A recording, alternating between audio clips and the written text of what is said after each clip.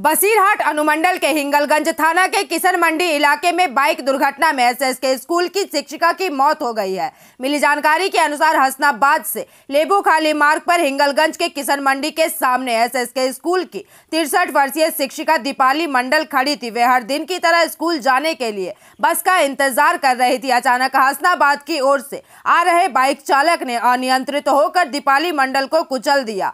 प्रत्यक्षदर्शी सुकांत सरकार ने बताया कि एसएसके स्कूल की शिक्षिका दीपाली मंडल की मौके पर ही मौत हो गई। बता दें कि आम लोगों की मांग है कि पुलिस प्रशासन को इस मार्ग पर खासकर मोटरसाइकिलों पर सतर्कता बढ़ाने की जरूरत है। वहीं सूचना मिलते ही हिंगलगंज थाना पुलिस तत्काल मौके पर पहुंची और शव को कब्जे में लेकर पोस्टमार्टम के लिए बसीरहाट जिला अस्पताल स्थित पुलिस मुर्दा घर भेज दिया। आपको बता दें कि इस घटना के बाद इलाके में मातम छा गया है तथा मृतक के परिवार और ग्रामीणों ने आरोपियों को कड़ी सजा देने की मांग की है। अब देखिए एक्सीडेंट হয়েছে মোটরসাইকেলে অ্যাকশন হয়ে কি হলো তার মারা গেছে স্পট ডেট। কোথায় এটা তো নারকেলতলা কৃষি ফার্মের সামনে। যে অ্যাক্সিডেন্ট হয়েছে সে এখানে কি কাজ করে জানেন এটা? হ্যাঁ এসএসকে স্কুলে যাচ্ছিল। হ্যাঁ সেই সময় অ্যাক্সিডেন্টটা হলো। একজন শিক্ষিকা। গাড়ি কি রানিং ছিল জানেন? গাড়ি তো রানিং, মোটরসাইকেলটা রানিং আসছিল 60-65 কিলোমিটার বেগে আসছিল।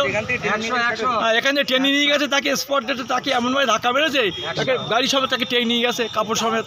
মারা গেছে? হ্যাঁ মারা গেছে, এখন হসপিটাল নিয়ে গেছে কারণ সেখানে স্পট ডেট তো প্রমাণ করবে। কি নাম তার? দীপালি মণ্ডল। সে কোনো কর্মরত ছিল আগে? হ্যাঁ কর্মরত ছিল, এসএসকে স্কুল প্রাইমারি টিচার। এই কেওড়াখালী নারকেলতলা কৃষি ফার্মের পাশে বাড়ি নেপাল মণ্ডল মহাশয়, তার স্ত্রী দীপালি মণ্ডল সকালবেলা এসএসকে স্কুলে যাবেন বলে এই যেখানে আমরা দাঁড়িয়ে আছি এই জায়গাটায় দাঁড়িয়েছিলেন।